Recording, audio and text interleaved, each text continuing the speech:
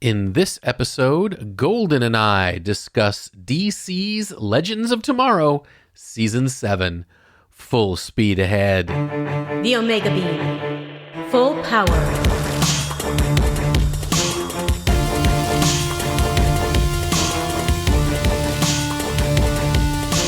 The Omega Beam. Welcome to the Omega Beam number 167. I'm your host, Oren Merton. We've been watching DC's Legends of Tomorrow on CW since the beginning, and now all of Season 7 is streaming on the CW app and on Netflix. We start out spoiler-free and then get into spoilers, so here we go. I am here with Golden to talk about DC's Legends of Tomorrow Season 7. We watch not all, but many of the CW Arrowverse shows. And so far, this one has been one of the most fun and enjoyable. Do you think Season 7 lived up to that? Very much so. We've said before in other episodes that with the Berlanti shows, there is kind of a formula that everything kind of resolves within an episode or two. The music tends to be wonderful. The visuals are great. The casting is great. But they're all different in specific ways. And one of the ways that DC's Legends of Tomorrow is different is that... Zany. Yeah, it is fully aware of what it is. It doesn't try to be a serious, deep superhero show. It tries to be fun, but at the same time, give you character interactions and character relationships that ring true enough to be grounded that you will get into the characters and enjoy them. And I think this was much of the same. In the last season, they had said goodbye to Rory and Constantine. And in this one, we got the actor, Matt Ryan, back. Only this time, he's playing an old bearded Welshman who is the inventor of time travel. And the last season ended with them stranded in 1925. And one of the formulas of this show is that the season finale tends to basically begin the following season, that it telegraphs to you where the adventure will begin in the following season. So season 6 ended with them stranded in 1925. And this one begins with them deciding we need to find our way out of 1925. And that requires them find Matt Ryan's character who invents time travel. And well, you also have to mention that, a future Wave Rider blows up their Wave Rider. So right. That was the end of last season. Is they can't time travel because their time ship was blown up by another time ship. Yeah, we're going to get into spoilers soon, but so far none of this is spoilers. It's all season 6 or available in the trailer. So this season ensues with them beginning in 1925. Zaniness ensues by taking all of these characters that are from either our contemporary time, a couple are from the future, and going forward with them going into the past with them.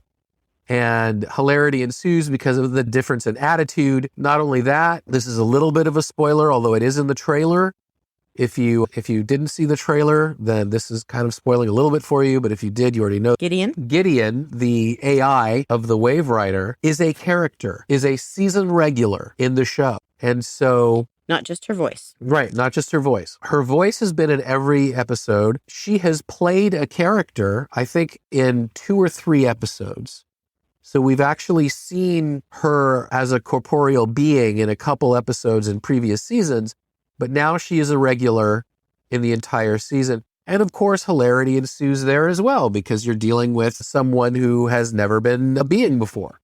So... Okay, we're going to have to end up moving into spoilers here. Right, I was just going to say, so if you haven't seen it and you like the show... It continues a lot of the zany fun that Legends of Tomorrow is. Exactly. And if you've seen it, you love it. If you want fun, it's fun. 3, 2, 1, spoilers. Yeah, I mean, the whole Gideon Gary thing is absolutely hilarious because Gideon's discovering what it's like to be human. Gary is along for the ride and just finds her very charming and endearing. Exactly. It's absolutely perfect. First of all, because like you said, it's charming and endearing. Gary is a character. I think he was just supposed to be like a just sort of side character in one season, but he became so popular because, both the character is so fun and the actor is so is clearly having just a great time, with the broad comedy. I'm sure he probably wasn't originally an alien either, but they made him one last season, yeah. And that whole alien, whole storyline was pretty humorous already. Right. I was going to say, that's another thing that made the Gideon Gary relationship so hilarious is that she's trying to find out what it's like to be human, and so she picks the guy who's not human. Yeah. But it doesn't matter. It all works. It's all wonderful. And they enjoy each other's company and they have fun together, and right. And that ends up being, when it's Gideon and Gideon, the computer Wave Rider Gideon sees Gary as a distraction and tosses him out of an airlock. And he ends up having to spend time in the Stone Age. Right. It's that kind of show. If you haven't been watching it, it's fun. And, to jump ahead to the season finale, they do bring in well-known DC characters into this franchise. And they introduce in the finale Booster Gold, who you may know is a character from DC that has often been either in various Justice Leagues or, whatever, Justice League Unlimited, Justice League International, and he's a character from another time. And in Scrubs. The actors from Scrubs, absolutely. And it's a comedy, so he's obviously playing it for laughs. They're playing it for fun. And yes, they've he was cast without concern of the fact that the comic character is as white as they all were back in the day. They cast a hilarious, wonderful actor of color. And I love it. I love that they brought in Booster Gold. And like I'd said, they telegraph what's going on next season at the finale. And so, number one, they brought in Booster Gold. And number two, they're arrested by time cops. So next season, okay, we're going to deal with time cops. Well, Booster Gold stole the Wave Rider. Right. And he also destroys their time machine again. Right. So they're stranded again. Right. And then, hey, he shows up and they're thinking, oh, okay, great. He came back for us. Exactly.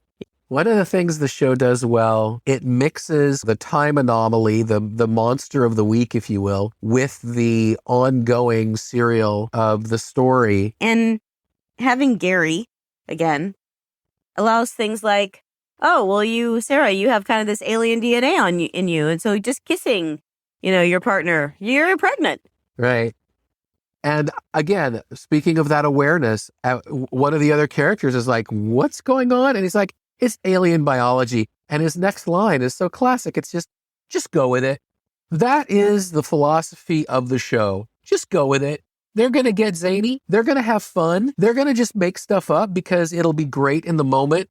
And you know what? Just go with it. If you're the kind of person who is going to get upset that your characters are not being taken seriously, or get upset that these are not quote unquote real stakes, or whatever, this isn't the show for you. This is just a really fun way to spend 42 minutes a week for, I think, 13 weeks. It's just a fun 42 minutes where you could just sit back with your family, some popcorn, whatever, a drink, and just enjoy. Just smile. There's enough in the world that is so horrible. Just having 42 minutes to smile, that in itself is pretty damn cool. Nothing make you laugh. Yeah.